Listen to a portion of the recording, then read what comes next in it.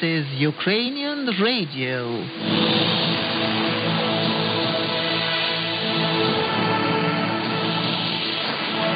In this half-hour broadcast of Radio Ukraine International, you will hear the news bulletin, Ukrainian Perspective, a program of news reports and commentaries, and our regular feature, Reading Lounge, presenting literary works by famous Ukrainian writers and poets.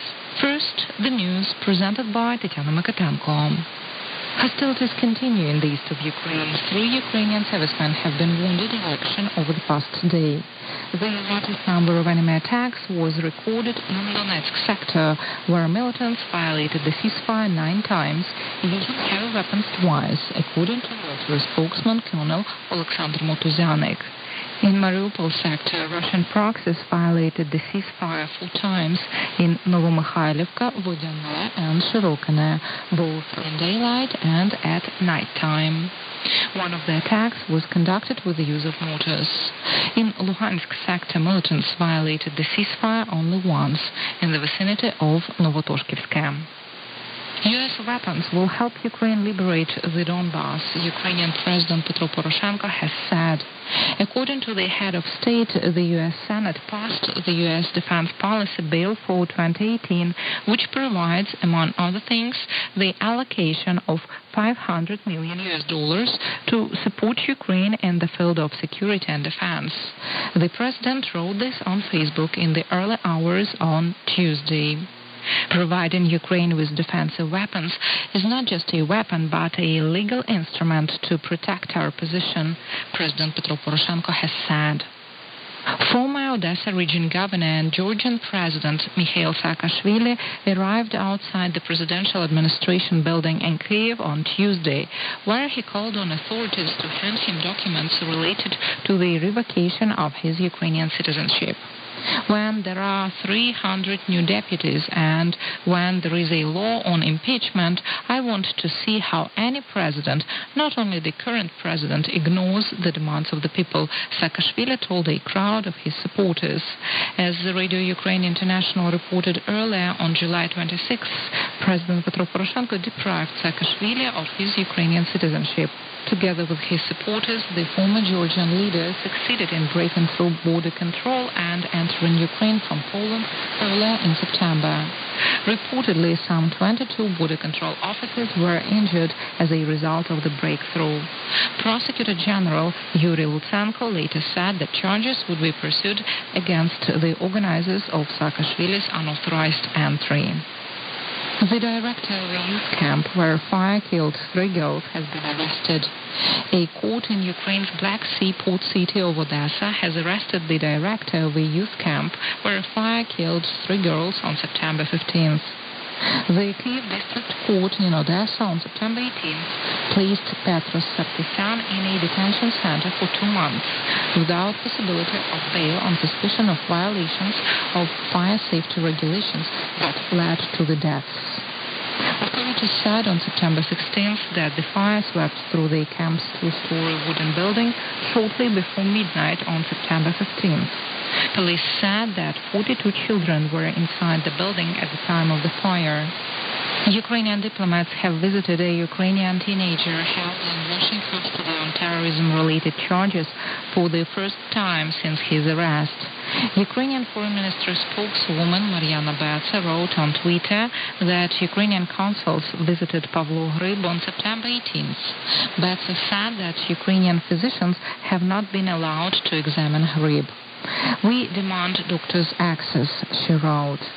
Hryb's father, Igor Hryb, said earlier that his son has a medical condition which he didn't specify and needs special treatment and drugs on a regular basis to avoid a possible hemorrhage. As Radio Ukraine International reported, in late August, Pavlo Hryb, a Ukrainian activist and blogger, went missing.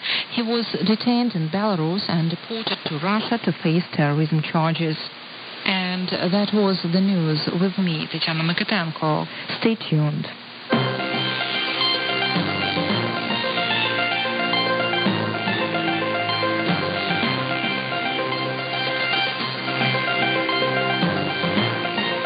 This is Radio Radio Ukraine International with Ukrainian Perspective, a program of news reports and commentaries. I'm Andrew Bonder, and the studio producer is Lyudmila Sudakova.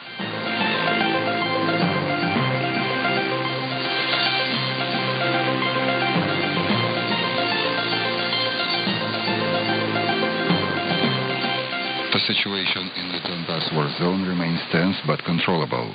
Since Monday night, the combined Russian separatist forces have breached the ceasefire 14 times, wounding 3 Ukrainian soldiers. Defense Ministry spokesman Colonel Alexander Motozianik said at a news briefing on Tuesday. Reporting on the situation in the Donetsk sector of defense, he said that military action had concentrated in the frontline areas northwest of Orlyvka and near the western suburbs of Donetsk, with the intensive use of mortars and armored vehicles by the enemy forces. 9 enemy strikes, including 2 from heavy weapons, have been recorded in the Donetsk sector since Monday night, the spokesman said. In the Mariupol sector, according to him, the militants have been less active. Окупанти порушили режим тиші у 3 точках. Це Новомихайлівка, Водяне і Широкіне. Один з ворожих обстрілів був з використанням мінометів. The enemy forces have breached the ceasefire in 3 locations, Novomikhailivka, Vodyane and Shirokine. One of 4 enemy strikes recorded in the Mariupol sector since Monday night was from mortars. In each case, the government troops returned fire. It should be noted that in the Mariupol sector, the militants have been active around the clock, said Defense Ministry spokesman Colonel Alexander Motozianik. He added that only 1 enemy strike had been recorded in the Luhansk sector. Meanwhile, Alexander Huk, Principal Deputy Chief of the OSCE Special Monitoring Mission, has announced plans to increase the number of monitors by next spring.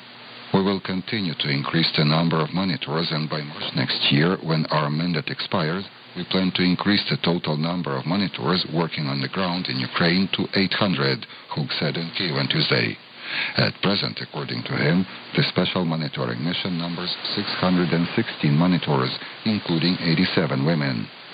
Huk said that negotiations on deploying a UN peacekeeping mission to the Donbas should not distract the conflicting sides from their commitment to the Minsk agreements. No initiative should distract the sides from their obligation to stop the conflict. The Minsk deal must be put into practice, Huk said, adding that the fulfillment of the Minsk agreements requires political will. The mission has more than 3 years of experience in the Donbas and is ready to offer consultations to other organizations, including but not limited to the United Nations, Huk said.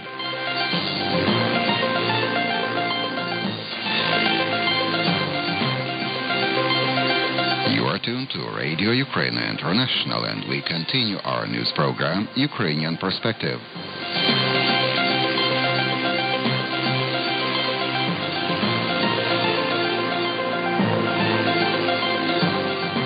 Supplies of U.S. defensive weapons to Ukraine would increase the cost of Russian aggression. President Petro Poroshenko, currently on a working visit to the United States, said on Monday at the West Point Military Academy, commenting on the Senate's vote for the 2018 defense budget bill. The Senate okayed the provision of defensive lethal weapons to Ukraine. The bill also envisions the use of defense budget funds for medical rehabilitation of wounded Ukrainian soldiers in the United States and for increasing the capabilities of the Ukrainian Air Force and Navy.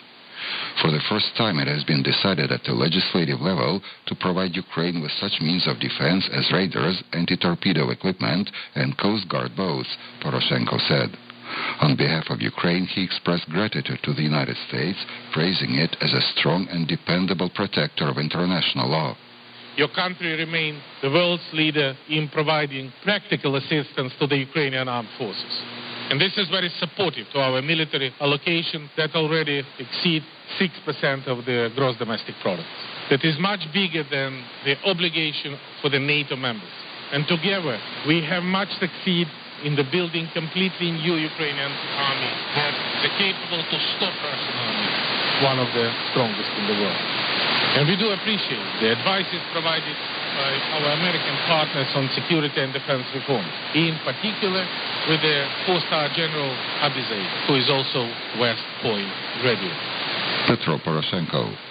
He reminded that in 2014, when Russian regular troops incurred into Ukraine, its army was in a deplorable state, poorly armed, poorly funded, and demoralized.